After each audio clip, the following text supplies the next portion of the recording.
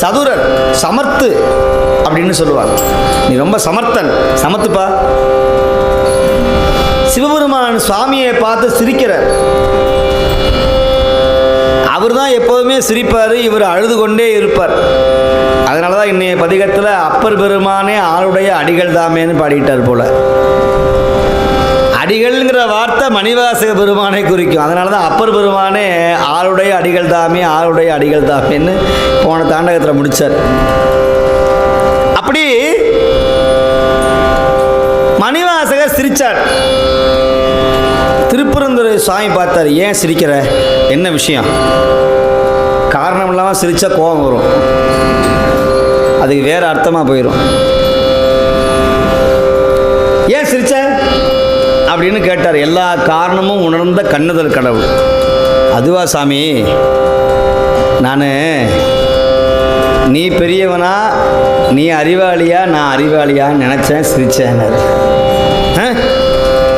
நான் அறிவு இல்லையானவனா அப்படின்னார். ஆமாம் அப்படின்னார். எப்படி சொல்கிற? தந்தது உன் தன்னை.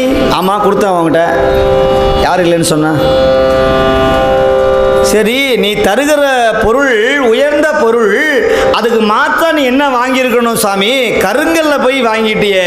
கொண்டது என் தன்னை, ஒன்றை கொடுத்து விட்டு என்ன வாங்கிட்டியே. ஒன்ன மாதிரி ஏமாளி உலகத்தில் யாரும் கிடையாது. கொண்டது என் தன்னை சங்கரா ஆர்கொலோ சதுரர். யார் சதுரர்? பெருமான் பார்த்தார்.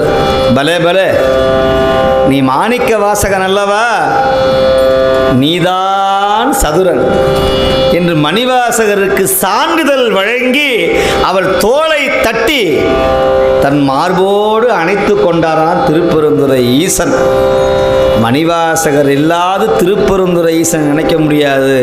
திருப்பெருந்துறை ஈசனை மறந்துவிட்டு மணிவாசகரை மட்டும் நினைக்க முடியாது. ரெண்டு பேரும் இரண்டர கலந்த தேனில் சுவை போல, பாலில் தீன் சுவை போல, கரும்பில் கரும்படு கட்டி சாறு போல இணைபிரியாது இருப்பவர்கள் மணிவாசக பெருமானும் ஈசனும் தான், வேற யாரும் கிடையாது. இதை அன்பர்கள் புரிஞ்சுக்கணும். மணிவாசகர் வேறு, சிவபெருமான் வேறு அல்லவே அல்ல. அதனால் திருவாசகம் ஓதுறவங்க தயவு செய்து கசிந்து கண்ணீர் மல்க இப்படியெல்லாம் உணர்ச்சி பொங்க பாடணும். அந்த ஒன்றில்ல ஆனந்தம் பெற்றே, இந்த ஆனந்தம் தான் சொல்றாரு. ஆனந்தம் வற்றாது முற்றாது இந்த அணிநலமேன்னு திருக்கோவையாரில் சொல்லுகிறார். இந்த ஆனந்தத்தை பெற்றவர்கள், இன்னைக்கு ஆனந்தத்தை பெற்றவருங்க, இனிமே உங்க வாழ்க்கையில நீங்க வீட்டுக்கு போய் சாயங்காலம் எல்லாரும் பாடணும். உங்க வீட்டுக்காரர் முன்னாடி, உங்க மனைவி முன்னாடி, ஆனந்தம் ஆனந்தம் ஆனந்தமே அப்படின்னு எல்லாரும் பாடணும். அப்போதான் கல்யாணம் முடிஞ்ச உடனே, தாலி கட்டின உடனே நாசவாத்தியம் வாசிப்பார். ஆனந்தம் ஆனந்தம் ஆனந்தமே. இன்னையோட எல்லாம் முடிஞ்சு போச்சு.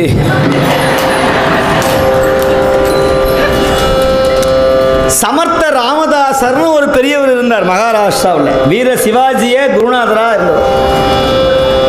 அவருக்கு கல்யாணம் பேசுறதுக்கு நிச்சயம் பண்ணாங்க. மகாராஷ்டிராவில் மராத்தியில் ஒரு மந்திரம் உண்டு.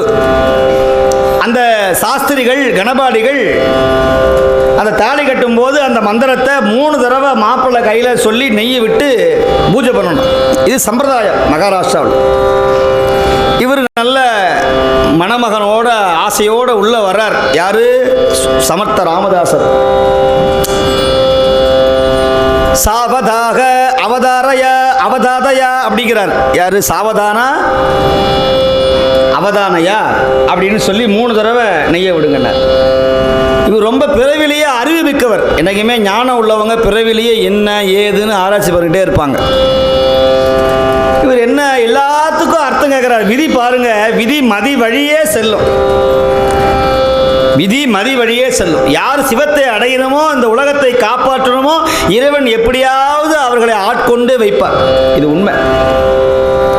இந்த சமர்த்த ராமதாசர் பார்த்தார் அந்த சாஸ்திரிகளை பார்த்து. ஓ சாஸ்திரிகளை நில்லு, சும்மா அந்த 3 தடவை சொல்லு 4 தடவை சொல்லுங்கிறியே, இந்த மந்திரத்தோட அர்த்தம் என்ன? மாப்பிள்ளை, அதெல்லாம் உங்களுக்கு என்ன தேவையில்லாத வேலை. உங்களுக்கு தேவையில்லாத வேலை தாலியை கட்டுங்க. திரும்ப 2வது சாவதான அவதாரையா, இல்லை இதுக்கு என்ன அர்த்தம்? அதெல்லாம் வேண்டாம் தம்பி. தாலியை கட்டினீங்களா, வண்டியில் போனீங்களா, ஜான் மாதம் போனீங்களா, ஜாலியாக இருங்க, எல்லாம் போங்க. இவருக்கு கையை பொறுக்க முடியல, ஒழுங்காக சொல்லலை, தாலி கட்ட மாட்டேன். என்னடா பெரிய வம்பா போச்சு அப்படின்ட்டு இந்த இவருடைய அப்பா அம்மா எல்லாரும் சொல்லுங்க, சாஸ்திரிகளை சொல்லுங்க, ஐயா சொன்னா பிரச்சனை ஆயிரும். என் பையன் கேட்குறான், சொல்.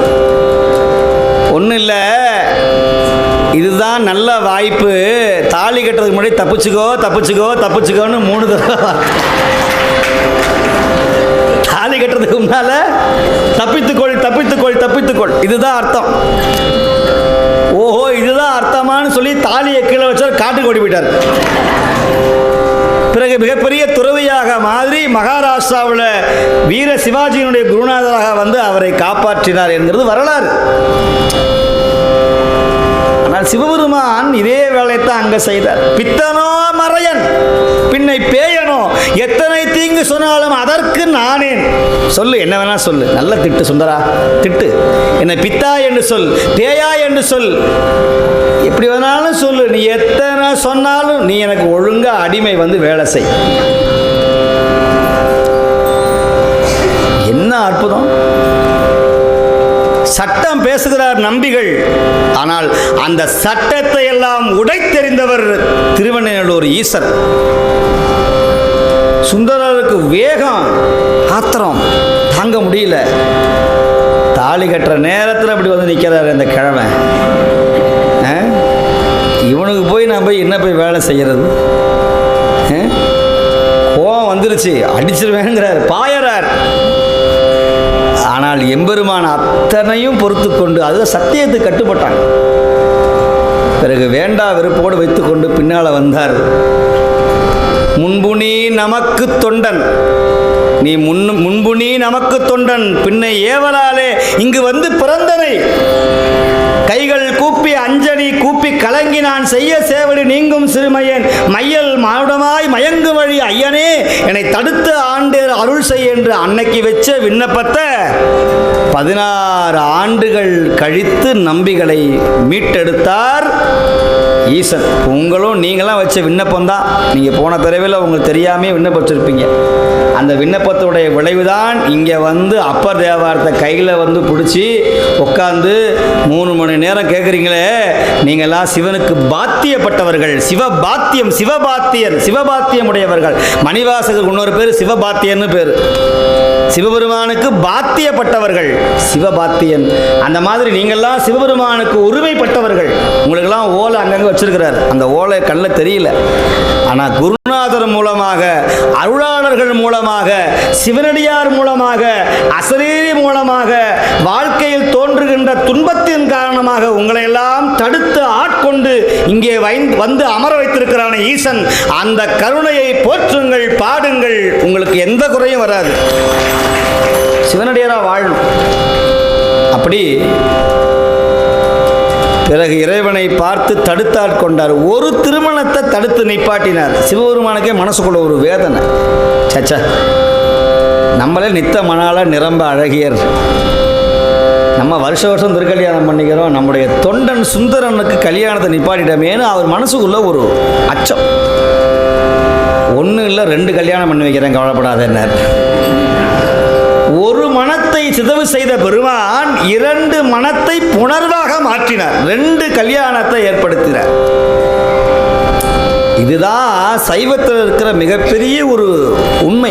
நமக்கு ஏதாவது ஒரு தடைப்பட்டு போச்சு, நம்முடைய வாழ்க்கையில் ஏதாவது சோர்வு ஆயிடுச்சுன்னா உடனே கவலைப்படாதீங்க. பின்னால் இந்த தடைக்கான விடை காத்திருக்கிறது. ஏதோ ஒரு நல்வினை, நல்ல காரணத்திற்காக பெருமான் உங்களை ஆட்படுத்தியிருக்கிறான் என்றுதான் என்ன வேணுமே தவிர தயவுசெய்து சிவபெருமானையும் திருவருளையும் குறை கூறாதீர்கள். பிறகு நீங்களே நாம் சொன்னது குறை என்று தெரிந்து கொள்வீர்கள். இதனுடைய இன்பத்தினுடைய விளைவு பின்னால் தெரியும். பேதமில்லதோர் கற்பு அளித்த பெருந்துரை பெருவெள்ளமே, பேதமில்லாது அடியவர்களை காப்பாற்றுகிற இறைவன் சிவன். அதனால நமக்கு அது வரல இது வரல, ஏன் இப்படி ஆச்சு, எதற்கு இப்படி ஆச்சுன்னு சொன்னால் அதற்கெல்லாம் மூல கண்மம் நம்முடைய வினையாக தான் இருக்கும். அதை நாம் கண்டுபிடித்து அதனுடைய ஊத்தை அடைச்சோம்னா நமக்கு எந்த இடர்பாடும் வராது.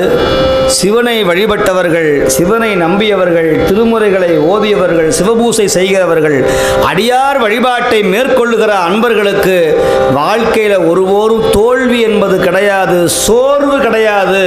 நான் மீண்டும் மீண்டும் மீண்டும் மீண்டும் இதைத்தான் சொல்லுவேன்.